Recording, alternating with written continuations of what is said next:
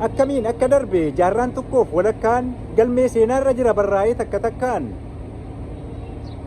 Nun quufne haga ammaa biyyeen hacaaluu nyaatte dugdaa fi garaa taane dhugaan nurraa fagaatte. Osoo falmii geggeessu falmii qabsoo hatamee laakkaameen dhumatu goonni galaafatame. Warra mirga sabaatiif falmu kan ufii caalaa bara baraan harcaasu rasaasaan akka baalaa. Warri dhiigaan jiraattu horteen ilmaan bineensaa ammas kunoo jaalbattee galaafatte nu keessaa. Ajjeesanii nu gatu foon keennan laattii sooru baraan dhiiga nu boochisu ilmaan keennan qooru. Harka keennaan ganamne akka hoolaa qalamne akka battii gatamne. Boollaa baanee boolla buune jiraa duunee du'a duune. Nu warri hiika hin qabne ka qullaa hafe malee inni du'e obbaafate tarree goototaa galee.